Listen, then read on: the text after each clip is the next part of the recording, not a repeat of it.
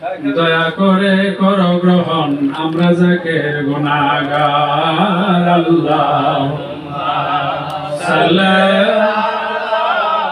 সাইয়্যিদানা মাওলানা মুহাম্মাদ ওয়া আলা আলি সাইয়্যিদানা মাওলানা সকলে চিল্লায় বলুন আলহামদুলিল্লাহ। আলহামদুলিল্লাহ। আল্লাহ পাক দয়া করে মায়া করে এই রিয়াজুল জান্নাত, এই বেহেশতের বাগান, আশিকের মিলন মেলায় আসার মতো বসার মতো তৌফিক দিয়েছেন। সকলে আবার মহান প্রভুর কাছে শুকরিয়া আদায় করুন আলহামদুলিল্লাহ। আল্লাহ পাক বলেন যে আমি যাকে ভালোবাসি সেই আমার হাবিবের মিলাদে অনুষ্ঠানে আসে, আর আমি যাকে ভালোবাসি না সে আমার হাবিবের মিলাদে আসতে পারে না। সে আল্লাহ পাক দয়া করে যে এনেছেন, কোটি কোটি বার যদি আল্লাহ পাকের দরবারে নিয়ামতের শুকরিয়া আদায় করেন তবু শেষ হবে না। একদিকে শুক্রবার, অপর দিকে হলো আজকে মহরমের প্রথম দিন। বাংলা নববর্ষ, ইংরেজি নববর্ষে সরকারি বন্ধ থাকে না, ইংরেজি নববর্ষে বন্ধ থাকে না। মহরম সরকারি বন্ধ। মহরম এমন একটা হৃদয় বিদারক যে মাস, এটা যারা প্রকৃত আশেক তারাই কেবল বুঝতে পারছে মহরমটা কি। যে এই জন্য একদিকে মহরমে, অপর দিকে শুক্রবার। যে আল্লাহ পাক বলছে শুক্রবারের দরুদ যে পড়ে আমি সরাসরি ফেরেশতার না, সরাসরি আমার কাছে এই দরুদ চলে আসে এবং ওই দরুদ পাঠকারীকে আমি তার নাম, বংশ পরিচয়, তার সবকিছু আমি বলে দিতে পারি। এই শুক্রবারের দরুদের কথা একদিকে মহরম, অপরদিকে শুক্রবার। যে এই যে আল্লাহ পাক যে আমাদেরকে দয়া করে এই যে রিয়াজুল জান্নাতে আসার মতো তৌফিক দিয়েছেন, এটা যার তার ভাগ্যে জুটে না। এটা কোটি কোটি বার যদি আপনি নিয়ামতের শুকরিয়া আদায় করেন, নিয়ামতের শুকরিয়া আদায় কখনো শেষ হবে না। যে আল্লাহ পাক এই দুনিয়া থেকে কবর পর্যন্ত কোটি কোটি নিয়ামত আমাদেরকে দান করেছেন। এই নিয়ামতের শুকরিয়া আদায় যদি না করা হয়, যে আল্লাহ পাক যখন দুনিয়ায় কোনো বান্দা যখন শুকরিয়া আদায় করে, আল্লাহ পাক ফেরেশতাদের সাথে গর্ব করে, দেখো আমার বান্দারা যে কোনো অবস্থাতেই আছে, সর্ব অবস্থাতে আমার নিয়ামতের শুকরগুজারি করতেছে। এই জন্য কবি বলেছেন, জনম জনম যদি গাহি তোমারই মহিমার গাওয়া শেষ হবে নাহি, ভরিয়াও ভরে না আমার সাহারায় প্রাণ। তুমি রহমান, তুমি রহমান, তুমি মেহেরবান, অনন্ত সীমায় অনুপম, হৃদয় সুষম তুমি, তুমি চিরতম, হৃদয়ের আকাশে তুমি চিরমহিয়া,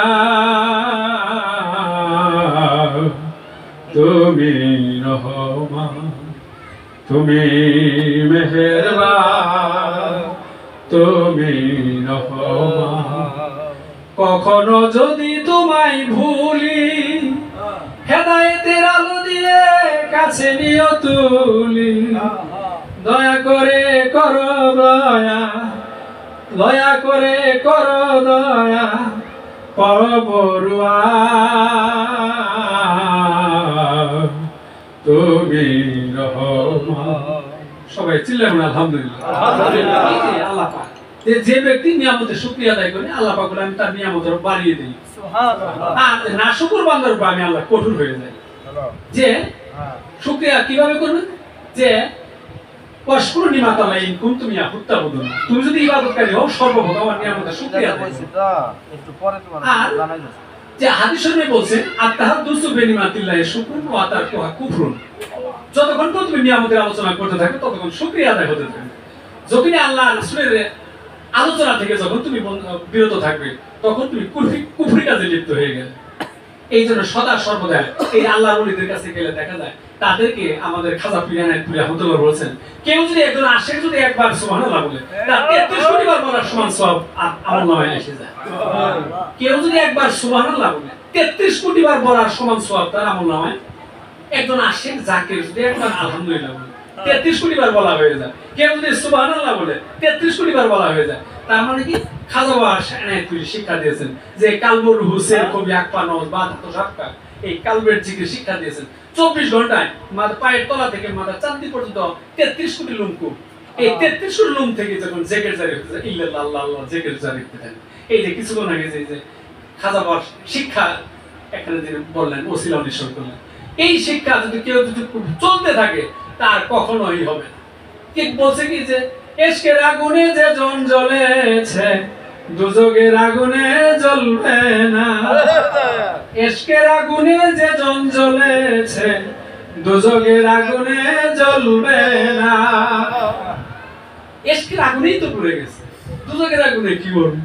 জ্বালায়া গেলা ইশকের আগুন নিভায়া গেলা না গো বাবা নিভায়া গেলা। পাপীরা সব দুজকে জ্বলবে নবীর আশিকি জ্বলবে না।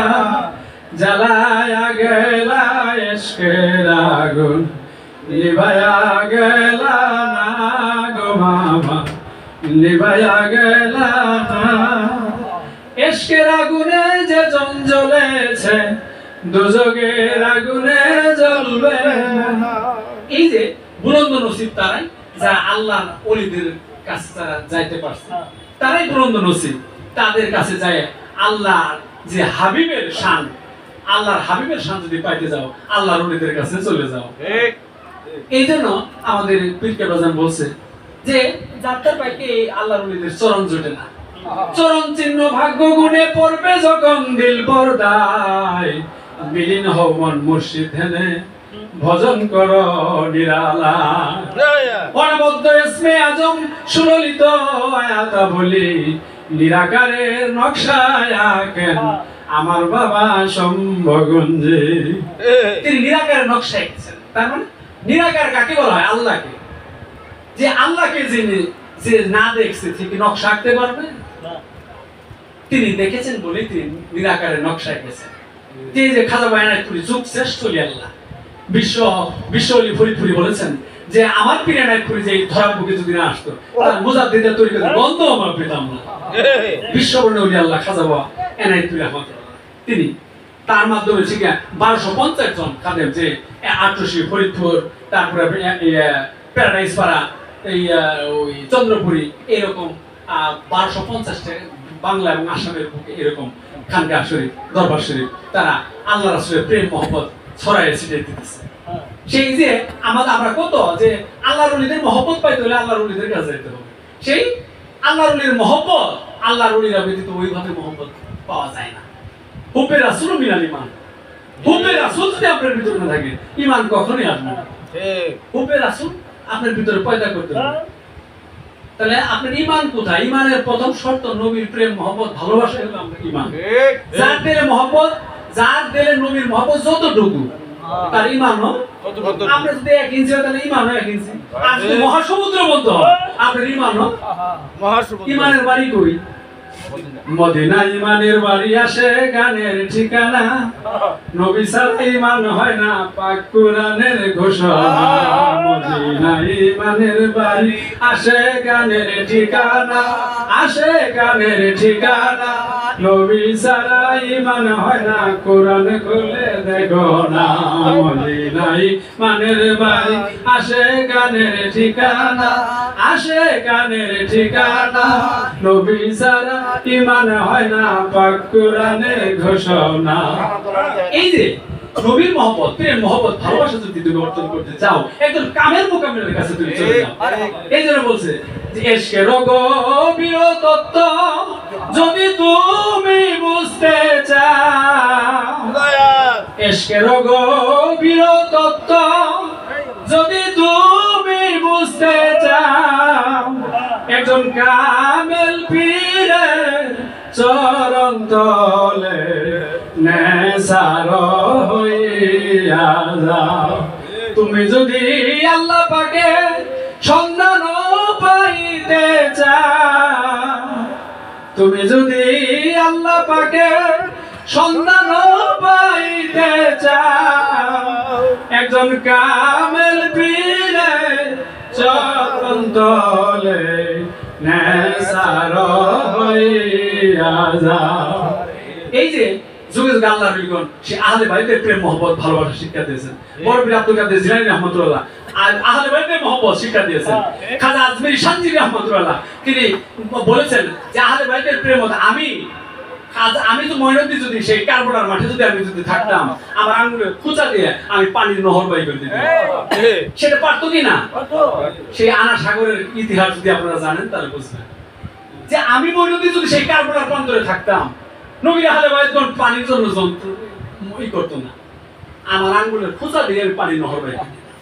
সে আমার জীবন ইমাম হুসাইনের জন্য আমি উৎসর্গ করে দিলাম। তিনি বলেছেন, ইমাম খাজা মনির চিস্তি রাহমাতুল্লাহ বলেছেন, এই আহলে বাইতের প্রেম মহব্বত ভালোবাসা আমি 4 লাইনের কবিতা দিয়ে আমি বুঝাই দিই কেন? আমি আর এনতে গেলে পরে আমার মাজারের উপরে আমার কবরের উপরে এই 4 লাইনের কবিতা তোমরা লিখে টানাই দিবা। এখনো কেউ দিল্লিতে যায় সেই খাজা মনির চিস্তি রাহমাতুল্লাহ গম্বুজের উপরে লেখা আছে, শাহাস্তা হুসাইন বাদশাহ হুসাইন দিন আস্ত হুসাইন দিন পানাস্ত হুসাইন সরদার নারান দস্তদার দস্তয়েজি হাক্কা কে বানায়ে লা ইলাহা আস্তা হুসাইন।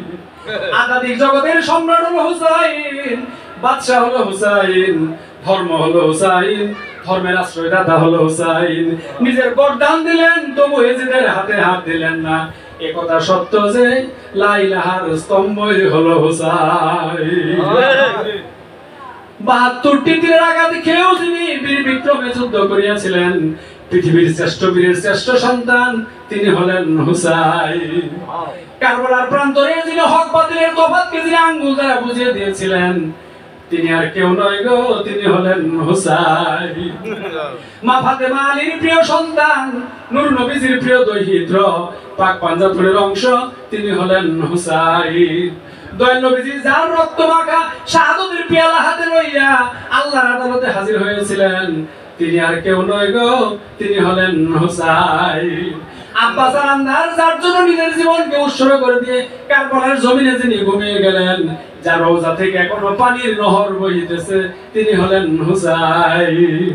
যার বিরহ বেদনায় আকাশ জমিন একটানা 4 মাস ক্রন্দন করেছিল তিনি আর কেউ নয় গো, তিনি হলেন হুসাইন। হুরবি ইয়াজিদ যার জালামুই ভাষণ শুনে তিনি জজবা হয়ে ইমামের পক্ষে যুদ্ধ করিয়াছিলেন তিনি আর কেউ নয় গো, তিনি হলেন হুসাইন। 1400 বছর পূর্বে যিনি নিজের জীবনের সব কিছুকে বিলীন করে দিয়ে এই সত্য মানবতাকে যিনি বাঁচিয়েছিলেন তিনি আর কেউ নয় গো, তিনি হলেন হুসাইন। দয়াল নবীজি বলেছেন, মানাবা গাদানা হালিল বায়াতি ফাহুয়া মুনাফিকুন। আহলে বাইতের প্রেম মহব্বত ভালোবাসা থেকে যারা বঞ্চিত থাকবে তারা কপট মুনাফিক, তারা মুনাফিক হয়ে তারা কবরে যাবে। যে মানাবা গাদানা হালিল বায়াতি ফাহুয়া মুনাফিকুন, আহলে বাইতের প্রেম মহব্বত যাদেরকে অন্তরে নাই তারা ডাইরেক্ট মুনাফিক। এটা একদম তিরমিজি, মেশকাত, আবু দাউদ সবটির ভিতরে আছে। আহলে বাইতের প্রেম মহব্বত ভালোবাসা ঈমান। আল্লাহ পাক বলছে আমাকে ভালোবাসতে চাও আমার হাবিবকে ভালোবাসো, আবার হাবিব বলছে আমাকে ভালোবাসতে চাও আমার আহলে বাইতকে ভালোবাসো। যে এত তুই বলছে যে আল্লাহ পাক বলছে হে আমার হাবিব, হে আমার দোস্ত, হে আমার মাহবুব, আপনি উম্মতের উম্মত, আপনার এই যে কোটি কোটি উম্মতকে আপনি নামাজ দিলেন, রোজা দিলেন, হজ দিলেন, যাকাত দিলেন, তাসবিহ দিলেন, তেলাই দিলেন, যত দিলেন সব কিছু আপনি উম্মতদেরকে দিলেন। তা আপনি উম্মতের কাছে কিছু চাবেন না? আল্লাহ পাক বলছে তার হাবিব যে আপনি তা উম্মতকে এত কিছু দিলেন, নামাজ দিলেন, রোজা দিলেন, হজ দিলেন, যাকাত দিলেন, দিলেন, সেটা দিলেন, কত দাড়ি দিলেন, টুপি দিলেন, পাগড়ি দিলেন, মেসওয়াক দিলেন, তা আপনি উম্মতের কাছে কিছু চান? আল্লাহর হাবিব বলল আমি কি চাবো? আল্লাহ পাক নিজেই শিখাই দিও, বলেন কুল আসালুকুম আলাইহি আজরান ইল্লাল মাউদ্দাতা ফিল কুরবা। যে তুমি যা আমি তোমাদের কাছে কিছুই চাই, আমি চাই আমার আহলে বাইতের প্রতি ভালোবাসা, আমি তোমাদের কাছে আর কিছুই চাই না, এই প্রতিদান আমি তোমাদের কাছে চাই না। আমি চাই শুধু আমার আহলে বাইতের প্রতি প্রেম মহব্বত ভালোবাসা আনুগত্য ছাড়া আর তোমাদের কাছে আমি কিছুই চাই না। এই আহলে বাইতের প্রেম মহব্বত ভালোবাসা এদের মহব্বত করা এটা কোরআনে ফরজ করে দিয়েছেন। আহলে বাইতের প্রেম মহব্বত ভালোবাসা কোরআনে ফরজ করে দিয়েছেন এবং আহলে বাইতের উপরে আহলে বাইতের দরুদ শরীফ পড়তে সুন্নতে মুআক্কাদা।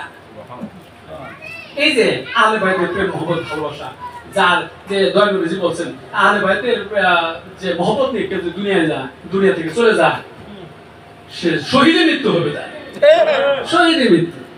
এই প্রেম মহব্বত ভালোবাসা যেন আমাদের অন্তর খোদাই করে আমরা যেন আজীবন যেন আমরা সেই আহলে বাইতের প্রেম মহব্বত যেন আমরা বুকে আঁকড়ে ধরতে পারি।